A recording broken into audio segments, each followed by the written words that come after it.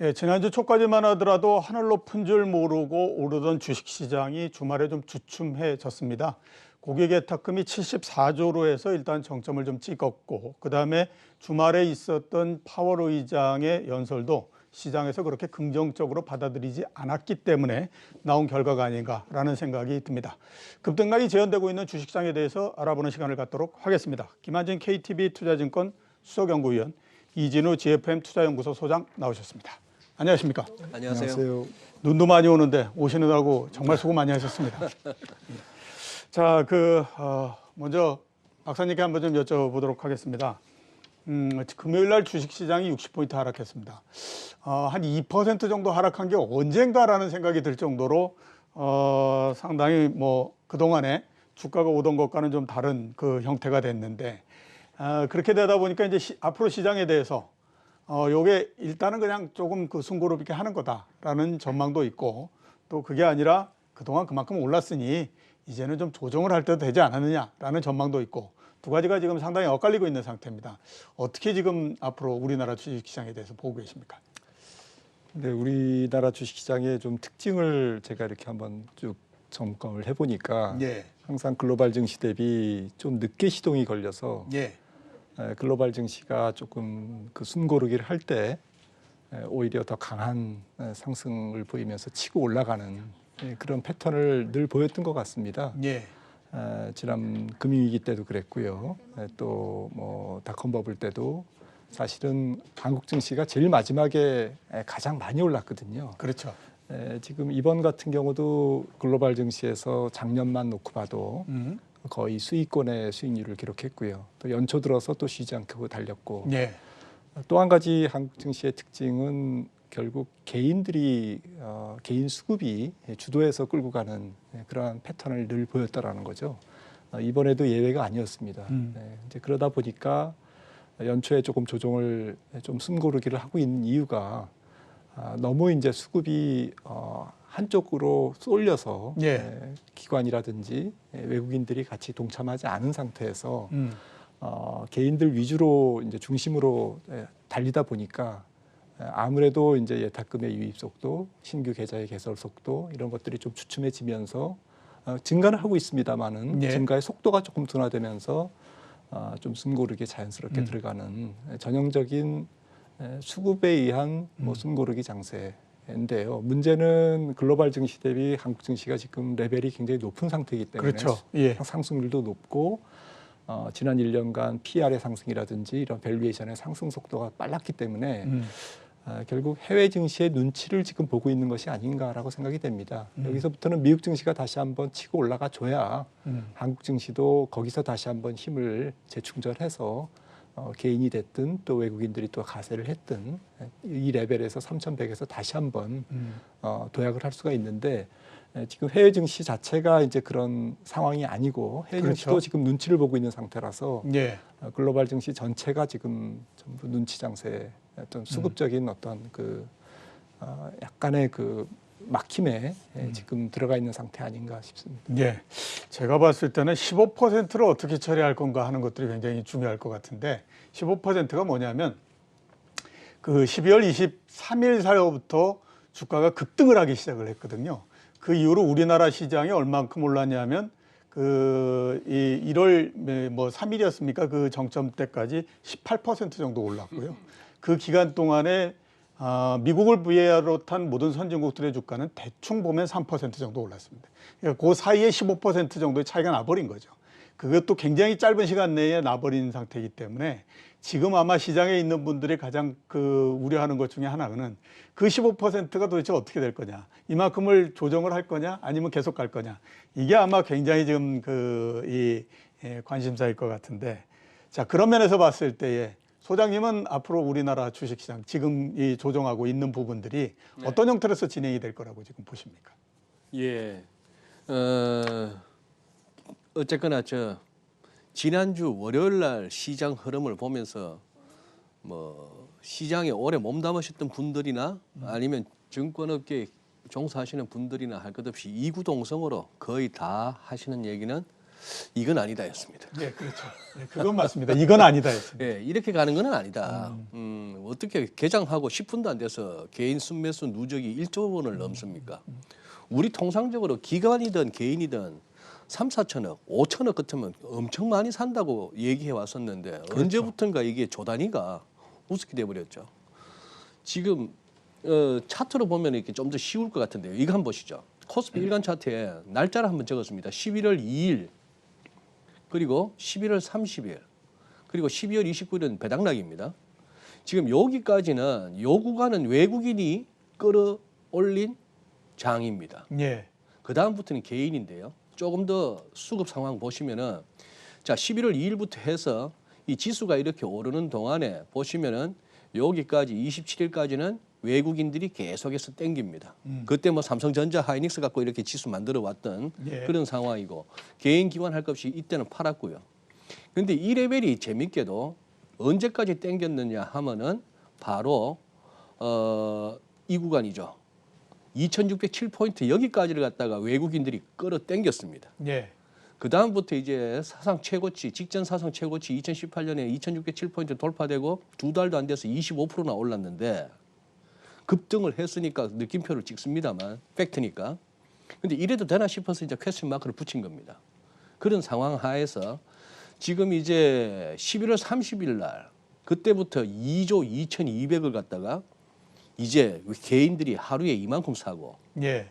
29일 날 배당락 하던 날도 사실은 주가가 좀 빠져주는 게 상식적임에도 불구하고 2조 넘게 사서 그걸 갖다가 거의 반전시켜버렸고. 반전시켰고 그다음에 1월 달에 해바뀌자마자 막 사기 시작했는데 특히 지난주 1월 11일 날은 토일 이틀 동안을 코로나 때문에 꼼짝도 못하고 갇혀 있으면서 아주 단단히 각오들 하신 것 같아요. 월요일 날 장 열리면 나는 무조건 산다. 예. 그러면서 이제 뭐 거의 시총 10위권에 있는 종목들 누구나 알만한 종목들 4조 4,900억 엄청나죠. 4조 5천억. 그 다음 날도 2조 3천억. 이렇게 샀습니다만 오늘 이렇게 저 같은 기술적 분석가들 눈에는 여기서 딱 막히는 게 또 재밌습니다. 내려오다 보니까 피보나치 레벨에 걸리지 않습니까? 예. 예, 한 3,030 어라운드에서 그런 상황인데 여기서 이제 이렇게 봐야 될 것 같습니다. 지금 그러면은 조금 더 3,032에서 그러면 이게 조정이 깊어진다면 2,900도 살짝 하회할 수도 있겠다 하는 각오는 해두셔야 되겠는데 예. 조금 크게 아까 위클리에서 그러면 아예 팬데믹 때 저점에서부터 이번에 그러면은 의미 있는 조정을 좀 겪어야 된다면은 이렇게 위클리 차트로 펼쳐놔서 최소한의 찍히는 또 이 레벨도 뭐 2,840 내지 50 이런 식이라 가지고 과연 이 3,000을 갖다가 지지하지 못하게 된다면은 낙폭이 조금 더 깊어질 수도 있겠다는 생각은 하게 됩니다. 예. 네. 그러니까 3,000에서 막지 못하면 한 번 정도 더 하락을 해서 2,800대 중반 정도까지도 갈 수 있다. 그러면 2,800대 중반 정도 되면 앞에서 제가 말씀드렸던 것처럼 15% 정도의 초과 상승은 이제 토해내는 거죠. 사라지는 형태가 네. 된다. 이렇게 이제 볼 수가 있을 것 같아요. 종목을 뭐 특정하게 두 분께 여쭤보는 건 아니지만 아마 시장을 보셨으면 이 종목에 대한 견해는 있으실 거라고 제가 생각되기 때문에 한번 좀 여쭤보도록 하겠습니다. 마지막 주가 상승을 끌었던 종목은 두 개입니다. 하나는 삼성전자였고 하나는 또 현대차였고 이랬죠. 올라가는 동안에는 뭐 굉장히 많은 좋은 얘기들이 많이 있었고 대신에 이제 좀 주춤하니까 그동안에 야 이런 부분들은 생각하지 못했지 않아? 라고 하는 얘기들이 지금 나오고 있는 상태입니다. 대표적으로 보면 삼성전자 같은 경우에 4분기 실적이 발표되는 날서부터 오르기 시작했는데 4분기 실적이 사실상 보게 되면 시장에서의 기대보다도 못 미쳤습니다. 시장에서 9조 3천을 전망을 했었는데 9조가 나왔었거든요. 그다음에 또 이제 현대차 같은 경우에는 애플카 많이 얘기하면서 했는데 그게 무슨 의미가 있지라는 얘기들을 지금 굉장히 많이 하고 있는 상태거든요. 앞으로 현대차 그다음에 또 삼성전자로서 대표되는 업종 대표주에 대해서는 어떻게 될 거라고 지금 보십니까? 소장님서부터 한번 좀 말씀해 주시죠. 아니요, 저는 박사님 말씀. 그렇습니까? 박사님서부터. 아무래도 먼저 얘기하시기가 굉장히 좀 껄끄러우신 것 같아서. 네, 뭐 제가 종목에 대한 깊은 뭐 이해는 없습니다만은 일단 삼성전자는 어쨌든 조금 뭐 시장의 논리로만 보면 약간 그 글로벌 증시의 그 비슷한 종목 대비 피어 대비 좀 비교하는 그런 흐름이 좀 있는 것 같습니다. 시장에. 네. 가령 뭐 애플의 퍼가 뭐 지금 35배니까 삼성전자 15배는 좀 싸다. 내지는 뭐 TSMC가 뭐 시가총액이 700조인데 700조가 넘는데 삼성전자 뭐 600조도 안 되죠. 이 정도는 너무 싼 거 아니냐. 메모리하고 비메모리를 앞으로 다 할 텐데 이런 비교죠. 그러니까 비교 대상이 높다 보니까 다 같이 이제 싸 보이는 겁니다. PR이라는 것도 상대 지표고 절대 지표가 아니지 않습니까? 그러니까 사실 글로벌 증시가 다 높은 상태에서 지금 걸려 있기 때문에 예. 우리나라 투자자들 또 일부 외국인들의 눈에는 삼성전자가 싸 보이는 거고요. 현대차가 싸 보이는 거겠죠. 근데 조금 시각을 저는 좀 길게 보면 올해 코스피 전체 뭐 삼성전자 포함해서도 그렇고요. 삼성전자 빼면 뭐 더 증가율이 높게 나오고 있습니다만 컨센서스가 올해 영업이익 증가율이 뭐 한 45% 정도 이렇게 지금 예상하고 있지 않습니까? 그런 게 지금 예상되는 영업이익이 삼성전자, 현대차를 다 포함해서 대형주들이 주도하니까 이익이 그렇게 증가하는 건데 2017년 수준이라는 거죠. 미국도 마찬가지입니다. 미국도 그렇죠. 올해 한 EPS 증가율 기준으로 한 20% 이상을 보고 있는데 현재 컨센서스로는 그게 2019년 작년 정도 코로나19 이전에 어닝인 거죠. 재작년 어닝인 거죠. 그러니까 사실은 3년 내지 2년을 놓고 보면 지난 2년을 놓고 보면 이익은 정체돼 있는 겁니다. 그렇죠. 예. 앞으로도 만약에 2022년 3년에 국내 영업이익이 45% 증가하고 후년에도 그렇게 증가한다면 현재 주가가 정당화될 수 있지만 그러니까 삼성전자나 현대차도 지금 왜 환호를 하느냐 시장이 어떤 약간의 호재만 있어도 그 즉각적으로 반응하고 주가에 긍정적인 반응을 보이는 이유는 사실은 첫 번째는 글로벌 증시 전체가 높기 때문에 쟤네에 비하면 우리 건 너무 싸라는 논리가 첫 번째고 예. 두 번째는 올해 어닝 증가인데 이 부분은 사실은 지난 2, 3년을 놓고 보면 원위치 되는 정도에 불과하다라는 거죠. 그런데 뭐 제가 주가가 꼭 올라간다 떨어진다라는 말씀을 드리는 게 아니라 좀 객관적으로 보자라는 건데요. 이익은 결국 한 2, 3년간 정체된 거고요. 그리고 PR은 지금 50%가 올라가 있습니다. 예. 그러니까 올해 이익 증가율, 올해 뭐 현대차가 애플카를 만든다, 삼성전자가 앞으로 성장성이 더 있다, 설비 투자를 한다 이런 부분에 대한 것이 제 계산으로는 한 7, 80%는 주가에 이미 반영이 되어 있는 있다. 상태다. 예. 앞으로 주가가 더 올라가려면 지금부터는 서프라이즈가 나와야 됩니다. 더 놀라운 이익 증가와 더 놀라운 성장성에 대한 확신을 줄 수 있는 뉴스가 나오지 않으면 예. 주가가 자꾸 위에 부딪히는 그러한 흐름을 보일 수밖에 없다라는 것이죠. 왜냐하면 올해 예상되는 이익과 호재의 한 7, 80%를 이미 반영하고 있으니까요. 예. 그런 시각에서 조금 바라보시면 조금 더 객관적인 주가 접근이 되지 않을까라고 생각을 합니다. 예. 이익이 증가한다고 얘기하지만 그 이익 증가의 상당 부분들은 이미 반영이 됐으니까 그 부분을 감안해서 대형주의 전략을 좀 짜면 좋겠다라고 말씀하셨고요. 그냥 넘어갈까요? 아니면 그 똑같은 질문을 드릴까요? 어떻게? 한 말씀 드리고 예. 싶은 거는 저기 전반적인 이 PR이 쑥 올라온 거 예. 이거는 뭐 이렇게도 한번 생각해 볼 수 있겠습니다. 많은 분들이 우리 한국 증시에 대해서 이렇게 좀 한 단계 도약이 필요하다라고 주장해 오시는 분들은 우리 국민들의 일반 국민들의 그 자산 포트폴리오에서 선진국에 비해서 잘 나가는 증시에 비해서 이 주식 비중이 낮았다는 지적이 늘 있었지 않습니까? 그런데 어쨌거나 이 코로나 국면을 맞이해서 또 극단적인 저금리 하에서 무슨 뭐 마이너스 수익률 나는 채권이 전 세계적으로 18조 달러네 이런 세상을 살다 보니 그리고 부동산으로 집중하던 우리 한국 사람들이 이제 주식으로 눈을 돌리면서 어떻게 보면은 그것이 이 밸류에이션 측면에서 우리 좀 저평가 국면을 좀 끌어올린 거는 맞는 것 같은데 네. 이제 삼성전자만 이제 워낙에 많이들 사셨잖아요, 개인들이. 처음 시작하시는 분들한테는 제일 또 편안하고 그렇죠. 믿음직한 제일 편안한 종목이고. 주식이죠. 네. 근데 이렇게 한번 보시죠. 위클리 차트에 보시면은 최근에 일단 기울기가 너무 가팔랐고요. 그렇죠. 예. 이 주간 차트에서 이동 평균선 간에 이렇게 이격도가 벌어지는 것도 드문 일입니다. 그만큼 시장이 좀 과열됐었다는 얘기고 또 지난주 같이 이렇게 윗꼬리가 심하게 달리는 이런 상황의 캔들이 나오면은 다들 긴장하시는 게 맞습니다. 그리고 이제 보시면은 거래량 터지는 거 보세요. 그 지난 3월, 작년 3월 같이 이 경우 시장이 과매도 국면에서 이렇게 거래량이 터졌을 때는 제가 봤을 때는 이때 판 세력보다 매수했던 세력들이 훨씬 더 어떻게 보면 스마트한 세력들이었다고 볼 수 있고요. 쭉 당겼습니다.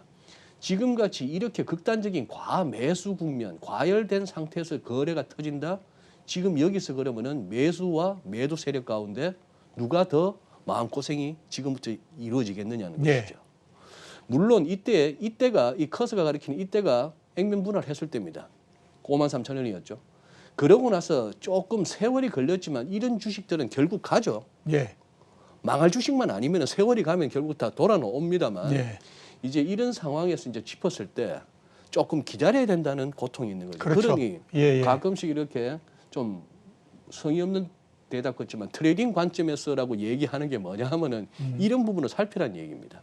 그리고 아까 준비한 차트에서 그렇다면은 이 볼린저 밴드를 보시죠. 월간 차트인데 이 우리 코스피는 삼성전자가 상당히 비중이 차지하니까 이렇게 밴드 상단을 벗어나고 어떻게 보면은 이렇게 한눈에 보이는 우상향 이 밴드의 상단까지도 올라섰으면은 이거는 그래도 조금 당분간은 이 밴드 안으로 내지는 아니면 이 선의 머리를 맞댈 정도까지의 조정은 염두에 두셔야 된다. 염두에 둬야 된다. 그러니까 지금 하루 이틀 빠진 걸 보고 막 급하게 사는 것은 전형적인 포머입니다. 예, Fear of 알겠습니다. missing out이죠. 예. 예. 그래프를 준비하시느라고 말씀하시는 선두권을 넘겨주신 것 같습니다. 예. 두 분 똑같이 말씀하셨던 것처럼 아주 아무리 좋은 주식이라고 하더라도 주가가 대단히 급등할 때는 반드시 또 어느 정도의 조정도 있고 하기 때문에 지금은 서두를 필요가 없다. 이렇게 정리를 볼 수 있을 것 같습니다. 자, 미국으로 한번 넘어가서 또 여쭤보도록 하겠습니다. 그 바이든 당선자가 부양책을 규모를 내놨습니다. 1조 9천억 달러이죠. 그 전에 12월 달에 의회에서 9천억 달러 정도를 승인을 했으니까 두 개를 합치면 2조 8천억 달러 정도가 됩니다. 부양책의 효과에 대해서는 지금 어떻게 보고 계십니까? 박사님 어떻게 지금 판단하십니까? 네, 우선 부양책의 규모에 대해서는 앞으로 조금 약간의 그 변화가 있을 것 같고요. 예. 네, 실제로 뭐 의회 통과 여부도 있지만 이거를 이제 언제 어느 시점에 앞으로 4년간 바이든 정부에서 투자를 할 거냐라는 부분에 대해서는 아마 고민이 있을 겁니다. 예. 왜냐하면은 코로나가 일단은 좀 물러가야 제조업 지원이라든지 인프라 투자라든지 실질적인 경기 부양에 이제 돈을 쏠 수가 있는데요. 그런 제조업과 인프라 투자, 그러니까 약간 대면적인 환경에서 이루어질 수밖에 없는 예산이 전체 예산의 한 40%나 되거든요. 그러다 보니까 결국 올해 2021년보다는 실질적인 조금 저희가 재정 승수라고 그러는데요. 재정을 한 단위 투입했을 때 그게 이제 승수적으로 배가적으로 효과가 나오는 조금 더 효과가 높은 약발이 좋은 재정 투자는 올해보다는 내년 뭐 올해 이루어지더라도 한 가을 이후 이렇게 될 가능성이 높은 거고요. 예. 그래서 좀 이 바이든 정부의 재정 지출과 관련해서 뭐 1년 내내 얘기가 나오겠습니다만은 첫째로는 규모에 대해서는 너무 신뢰하지 마라. 규모에 대해서는 신뢰하지 마라. 그 재정 승수가 높은 실질적인 경기를 끌어올릴 수 있는 그런 쪽에 대한 투자는 가을 이후나 가능하다. 그러니까 여전히 지금부터 가을까지는 코로나를 퇴치하는데 예. 또 가계소득을 직접 지원하는데 일단 먹고 살아야 되니까요. 예. 실업을 지원하는데 또 부실기업을 살리는데 재정 승수가 비교적 낮은 기존에 해왔던 쪽에서 계속 재정이 조금 투입될 가능성이 있습니다. 증시에 대한 효과가 없는 건 아니지만 부채 비율이 굉장히 높아져 있는 상태에서 실업이 장기화되고 장기 실업자들이 영구 실업자들이 지금 계속 늘고 있는 상태, 줄지 않고 있는 상태에서는 재정 효과가 실질적으로 주가를 끌어올리는 정도의 그러니까 심리적인 부분은 분명히 있습니다만은 예. 실제로 기업의 이익을 증가시키고 실제로 경기 지표를 GDP를 0. 몇 퍼센트 포인트 끌어올리는 데는 올해는 바이든의 부양책은 바이드노믹스는 좀 제한적으로 작동될 수밖에 없다라는 예. 부분은 조금 말씀드리고 싶습니다. 예, 바이드노믹스는 제한적으로서 작동을 할 거다라고 말씀하셨고요. 소장님께는 네. 미국 시장에 대해서 한번 좀 여쭤보도록 하겠습니다. 네. 미국 시장이 우리 시장이 워낙 급등을 했기 때문에 그런 건지는 모르겠지만 최근 특히 올해 들어서 미국 시장이 조금 주춤한 것 같다라는 그 생각이 들거든요. 네. 미국 시장은 어떻게 진단하시고 앞으로 어떨 거라고 지금 전망을 하고 계십니까? 미국도 지금 막 계속 달리기에는 예. 조금 이렇게 이제 어느 정도 숨이 찬 레벨인 것 같습니다. 예. 우선 뭐 한눈에 보더라도 다우지수 보시면은 이 상황이니까요. 이쪽 왔으면 이 고점끼리 연결한 이 선입니다. 이쪽 왔으면은 여기서 바로 치고 나가기는 좀 어렵겠다는 느낌은 오는 것이죠. 데일리 차트 보시면은 지난 뭐 한 일주일 더 넘게 해서 그냥 이렇게 옆으로 기다가 흘러내리는 모습이고 나스닥은 지금 2주 전에는 이렇게 아래꼬리 달리다가 지난주는 또 윗꼬리가 달리는데 이거 아래꼬리가 너무 긴 상승 추세 끝에 아래꼬리는 이것도 하락 추세 끝에 아래꼬리하고 또 느낌이 다르거든요. 이름도 다르지 않습니까? 교수형이고 아래쪽에서는 망치고 예, 그런 상황에서 얘도 지금 다 과매수권입니다. 그런데 이제 일단 지표가 조금 불안해지고요. 예. 고용지표. 신규 실업수당 청구 건수 이렇게 막대기가 조금 이제 커지려고 합니다. 96만 5천 명. 그리고 산업 생산은 의외로 좋습니다. 제조업도 괜찮아요. 그리고 전체적인 산업 생산도 1.6% 전월비. 이 정도면 상당히 좋은 겁니다. 시장 예측보다도 뭐 훨씬 좋은데 공급 측은 좋은데 소매 판매가 지난주 좀 안 좋았죠. 예. 소매 판매 이렇게 마이너스 0.7%인데 그 전달도 마이너스 1.1에서 1.4로 하향 조정됐고 특히 자동차 판매 제외한 근원 소매 판매 이거는 마이너스 1.4까지 왔습니다. 그리고 3개월 연속 감소세. 그래서 생산 쪽하고 그걸 갖다 사줘야 되는 소매 쪽이 소비 쪽이 좀 부진하고 그다음에 소비자 심리 지수는 재밌습니다 이게. 뭐 수치는 고만고만한데 이 빨간색은 공화당원이고요.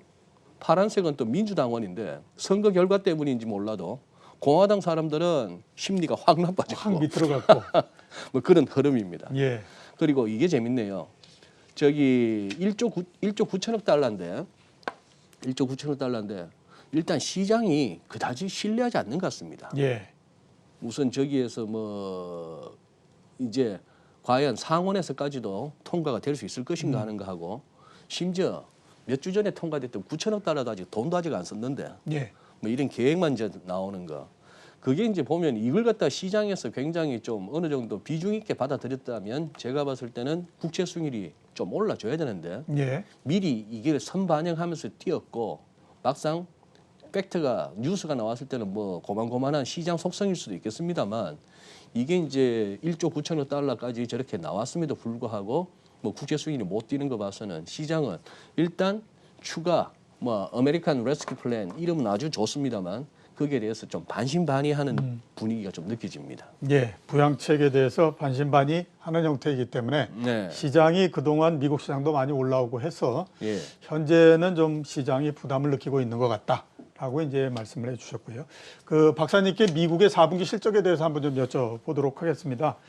실적 전망하고 그 다음에 또 뭐 잘 나올 것 같은 업종 한번 좀 꼽아주시겠습니까? 예, 지금 뭐 4분기 실적 잘 나오고 있죠. 예. 네, 그리고 내년 전망, 올해 전망 예상치도 지금 뭐 괜찮게 나오고 있습니다. 대체로 기술주보다는 비기술주 쪽의 전망치가 높아지고 있고요. 사실 지난 1년간 주식시장에서 언더퍼폼했던 업종들이 은행이라든지 혹은 뭐 약간 전통 소매업 그리고 대면과 관련된 제조업 이런 쪽이었는데요. 이런 쪽의 전망치들이 지금 올라오고 있습니다. 예. 그래서 작년에 미국 경제 지표가 무너졌기 때문에 거기에 대한 반사 어쨌든 효과가 지금 나타나고 있고요. 예. 기업 이익에도 똑같이 지금 진행이 되고 있습니다. 특히 기술주 같은 경우에는 지금 시장 전체에 대한 비중이 크기 때문에 더 주목해서 봐야 될 것 같은데요. 올해 2021년 전망과 내년 초까지의 전망을 보시면 올해 연말까지는 EPS가 거의 작년을 회복하는 걸로 이렇게 나와 있고요. 그 이후에는 2022년에는 그걸 뛰어넘어서 계속 증가하는 쪽으로 지금 컨센서스가 형성되어 있습니다. 뭐 예. 가봐야 알겠습니다만은 그림은 참 아름답습니다. 그렇죠. 그림은 아름답네요. 그림은 아름답지만 말씀드렸듯이 이런 부분들은 어느 정도 지금 시장에 프라이싱이 돼 있는 상태고요. 예. 미국 증시에서도 좀 업종별로 살펴보면 확연하게 그 K자형 그런 게 조금 실감이 날 정도로 돼 있고요. 그러니까 그 약간 그 혁신 성장 기업들 중에서 잘 나가는 기업들은 더 잘 나가고 더 시장 점유율이 올라가면서 예. 마진율도 올라가는 그런 형태를 보이고 있고요. 예. 또 앞서 말씀드렸듯이 K자형의 그 밑에 부분, K자의 아래쪽에 위치하는 그러한 그 기업들도 일부 정부 보조금을 받았든 아니면 구조조정을 했든 아니면 공급 조절을 했든 간에 거기서 이제 패자부활전에서 조금씩 뚫고 나오는 예. 그런 기업들이 보인다라는 거죠. 그래서 올해 전체적으로 전략이 결국 K자형의 상단 부분에서 더 똘똘해지는 업종이나 기업, 하단에서 살아남아서 지옥에서 살아남는 그런 업종 혹은 예. 기업 이렇게 양쪽으로 가져가야 되는 그러한 그 전략을 지금 4분기 실적과 내년 올해 전체 이익이 좀 시사해주고 있다 이렇게 말씀을 드릴 수가 예. 있겠습니다. K자의 양쪽을 잡는 전략이 필요하다. 굉장히 좀 어려운 전략이기는 하지만 아무튼 충분히 고려해볼 만한 또 그 전략이 아닌가라는 생각이 좀 드네요. 잠깐 한번 좀 이 부분을 여쭤보고 싶습니다. 최근에 미국 경제의 지표가 나오는 걸 보면 좀 전에 소장님께서 말씀하셨던 것처럼 상당히 좀 둔화되는 형태로서 계속해서 나오고 있습니다. 그 둔화되는 미국 경제의 형태가 이 바이든 당선자가 대통령이 되고 부양책이 나오고 이러면 조금 방향이 바뀔 거라고 보십니까? 어떻게 보십니까? 그 소장님께서도 아까 소매 매출 말씀해 주셨지만 3개월 연속 지금 둔화되고 있고 예. 그 이유가 아무래도 이제 고용의 질이 썩 좋지 않다. 예. 그러니까 연구 실업자들이 여전히 늘고 있고 그게 이제 조금 그 여러 가지 고용과 관련된 지표에 신규 실업 수당 청구 건수라든지 이런 거에 지금 반영이 되고 있거든요. 그 이유가 조금 살펴보면은 결국 경기가 좀 반사적으로 회복하는 그 초기에는 굉장히 속도가 빠르게 회복이 되지만 예. 그 이후에는 이제 경기가 실질적인 저항을 받으면서 이제 뚫고 올라가야 되기 때문에 예. 거기서는 이제 속도가 조금 느려지는 그러니까 지금 굉장히 빠른 속도로 회복을 하고 있는 것 같지만 올해 2021년은 상당히 여러 가지 저항을 느낄 수밖에 없는 그러니까 고용 같은 경우도 결국 소비가 증가하려면 고용이 증가해야 되는데 지금 실질적으로 가계소득의 한 20-30%는 정부 보조금으로 지금 굴러가고 있는 거거든요. 그렇죠. 그러니까 정부 보조금이 없으면은 소비도 안 되고 기초 소비도 안 되고 그 이상의 소비로 치고 올라갈 수가 없는 상태입니다. 그러니까 전자상거래 같은 경우도 일단은 필요한 비대면 환경에서의 매출이 늘었지만 그 이후에는 조금 주춤하고 있거든요. 연말 연초에. 이런 부분들이 전체적으로 소매 매출의 환경이라든지 미국 경제의 전체적인 회복 속도에 조금 의문점을 제시하고 있는데요. 이런 부분들에 대해서는 올해 조금 경제에 대한 눈높이를 조금 낮출 필요는 있다고 생각을 합니다. 예. 결국 보면 경제가 어느 정도 지금 이제 향후에 벽을 뚫고 가야 되기 때문에 주식시장도 마찬가지로 지금 어느 정도 또 벽에 부딪힌 상태고 경제가 벽을 뚫고 올라가게 되면 결국 주식시장도 벽을 뚫고 갈 수 있겠지만 그 벽을 뚫을지 여부는 조금 더 지켜봐야 될 것 같다라고 볼 수 있을 것 같고요. 자, 소장님께 한번 달러에 대해서 한번 좀 여쭤보도록 하겠습니다. 당초 바이든 후보가 당선됐을 때만 하더라도 굉장히 달러가 약세가 될 거라고들 전망을 했었는데요. 네.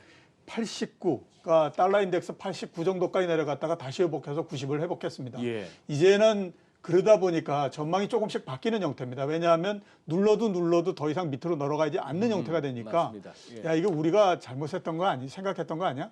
여기서 갑자기 강세로 되는 거 아니냐? 예. 이런 그 생각을 하는 사람들도 늘어나고 있는 상태인데요. 달러에 대해서는 앞으로 어떻게 지금 보고 계십니까? 지난 4분기 내내 이제 뭐 달러 약세 전망이 굉장히 전 세계적으로 그렇죠. 예, 예. 예. 거의 뭐 거기- 공통적인 컨센서스였다. 거기다 이렇게 토를 달면은 뭐 이상한 사람 취급받고 이랬는데 예. 지금 일단은 투기적인 달러 매도세들은 분명히 이제 역대급으로 숏이 쌓여 있는 데다가 한계를 느끼고 있고요. 소위 예. 말해서 밀어도 이제 더 안 밀리는 겁니다. 예, 예. 근데 지금 이제 달러가 이제 달러 인덱스를 보시면은 지금 이렇게 약간 도는 게 느껴지시죠? 예. 이 결국은 이 90이 아직 잘 안 깨지고 있습니다. 90이 잘 안 깨지고 있는데 지난 3월 팬데믹이 극단적으로 공포심을 심어줬을 때 이렇게 했다가 이렇게 흘러내렸던 달러가 도는데 예. 이 그래프를 보면은 조금 이해가 됩니다. 지금 이거는 미국 제일 위에가 미국이고 그 다음에 일본 그 다음에 파란색이 하늘색이 유로존 20인데 Y축은 그냥 같이 공통적으로 쓰고 있습니다. 즉 중앙은행들의 자산이죠? 자산 규모로 보시면 예, 예. 되죠. 그러니 이 경우에 꾸준히 같이 늘어왔다가 이때 보시면은 이때 한동안 달러가 강했던 이유 느껴지시지 않습니까? 연준이 오히려 조금 자산 매입을 갖다 오히려 대차적으로 줄여가는 과정이었고, 근데 이제 코로나 때문에 4월, 5월, 6월 그때 너무 갑자기 풀었지 않습니까? 그렇죠. 예, 예. 한 3조 달러 때 일시에 풀었으니까 그 기간 동안에 달러가 이렇게 떨어지는 거는 불가피했다고 봅니다. 그런데 지금 이제 다시 보면은 그러나 같이 이제 그 속도는 비슷하게 가고 있고요. 돈 푸는 데 있어서 달러가 지금 막 더 풀린다라고 하기에는 유럽도 예. 일본도 예. 그 다음에 금리 따지니까 미국 금리가 높은 거예요. 그렇죠. 예, 예. 예. 그 다음에 뭐 이렇게 경기 상황을 보더라도 딱히 미국보다 유럽이 더 낫다고 하기도 뭐한 거죠. 그렇죠. 예. 그러다 보니까 지금 달러가 이제 약세 전망에 대해서 조금씩 수정하는 기관들이 많이 나오고 있는 상황입니다. 예. 달러 약세 전망에 대해서 수정이 조금씩 진행이 되고 있다. 앞으로도 좀 진행이 계속되지 않을까라는 생각이 듭니다. 자, 오늘 나와주셔서 대단히 감사합니다. 예, 고맙습니다. 예, 지금까지 김한진 KTB 투자증권 수석연구위원, 이진우 GFM 투자연구소 소장이었습니다.